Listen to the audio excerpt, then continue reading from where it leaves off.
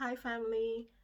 Today, I'd like us to discuss stress and its relationship with boundaries or lack thereof, and how it can depress your immune system. Okay?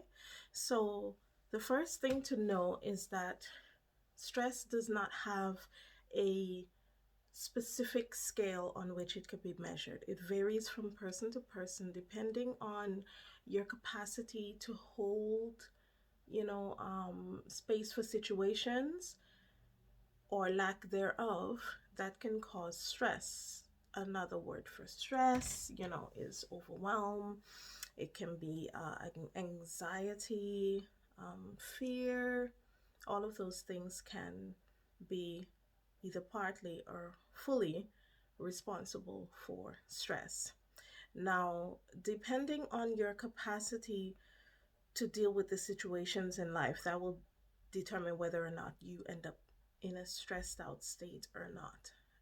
For people who are more sensitive, anxiety will be one indicator of high stress. And for people who are more of a type A personality,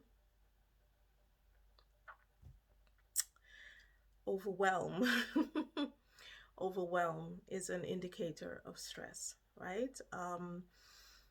I don't think that it is thoroughly understood the importance of having a stable environment that is not going to have you in emotional turmoil all the time.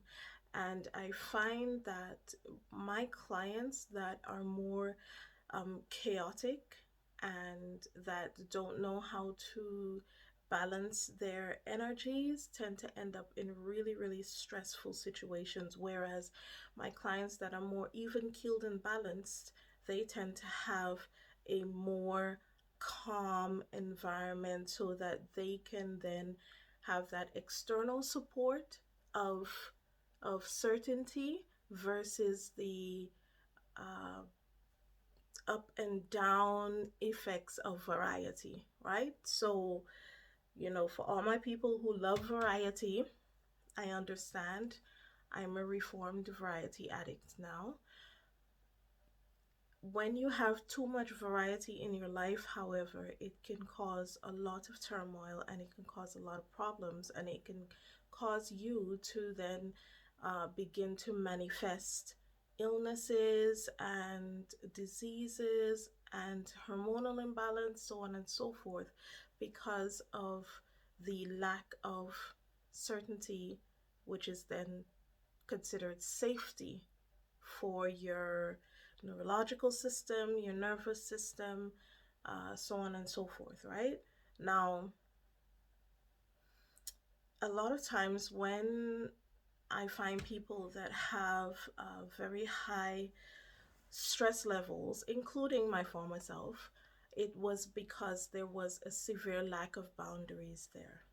And I don't think it is understood that, when you set healthy boundaries for yourself, it is a part of your self-care routine. Self-care is not just facials and baths and candles and wine, right? Self-care is also having a stable environment with which you can heal and thrive.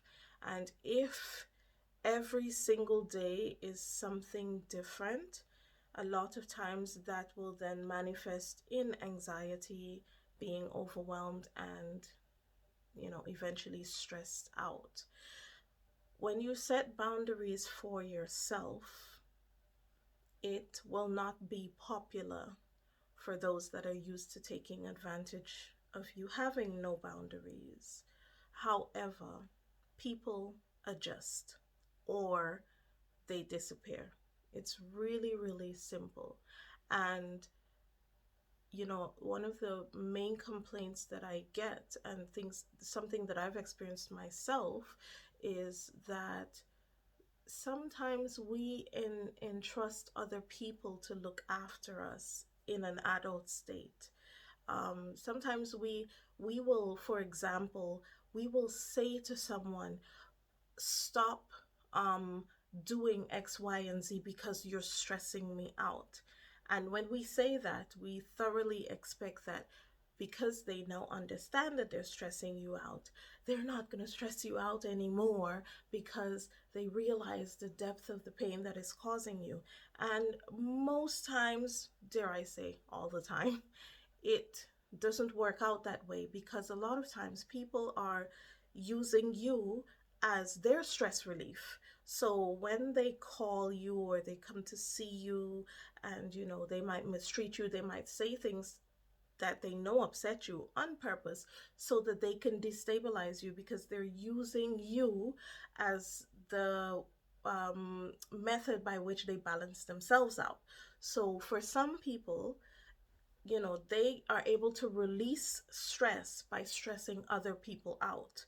So if they call you and they burden you with their problems, or I remember I was at my therapist's, I was at my therapist with a family member when I had a scan done, and my therapist said, um, there's a specific part of your body, your ovaries and your fallopian tubes and things like that. He said, "Why is it so dry?"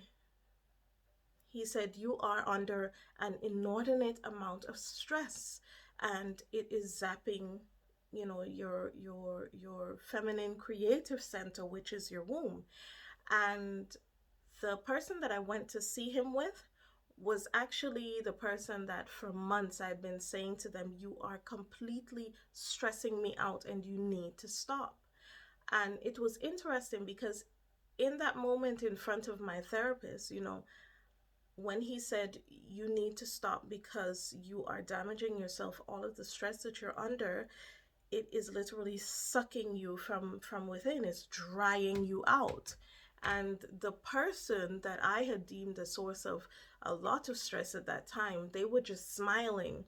And in that moment, that was my opportunity to say in front of my therapist, "I think that this is creating a lot of stress for me, you know and let it be known, just tell the truth and let it be known." But instead, what I did was I waited until my therapist left the room. And then I turned and I was like, "You see, this is how you're stressing me out. Like, it's showing up in my scans and so on and so forth. Now, do you think that after then that person stopped stressing me out? You think so? Oh, well, you got another thing coming because the answer is no." And it was at that moment that I realized everybody cares about themselves. No matter if you lay it out on the table, the carcass of the damage that is being done, it doesn't matter because fundamentally everybody is trying to survive, and if they need to suck you to do so, that is what is going to happen. Okay? So I say that to say, and I give that example to say, it is your responsibility to provide those boundaries for yourself.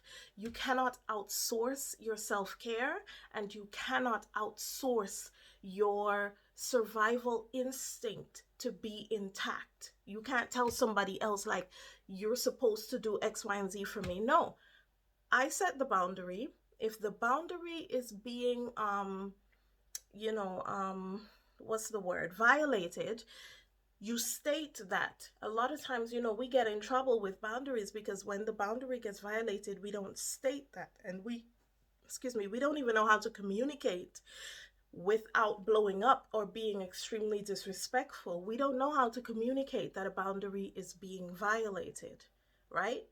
A simple way of communicating a boundary is being violated, for example, is that if somebody does something that you decided, this is the limit for me, and they do it, you say to them, "I really don't appreciate that, and when you're ready to not do that, I am here for you, but in the meantime, I can't make time for that." And you leave. You don't negotiate your boundaries, and you don't try to explain to somebody else why they need to X, Y, and Z. Okay? The best way to teach people how to treat you is to disappear when they don't treat you well. Your presence is a gift. It's not there to be abused, and I'm sure your mother never named you a doormat. Okay? So please set boundaries, family. It will save you, it will preserve your body, it will stop you from going into premature aging, and it will increase the, what you call it? It will increase the quality of your life. Okay? So please set some boundaries today.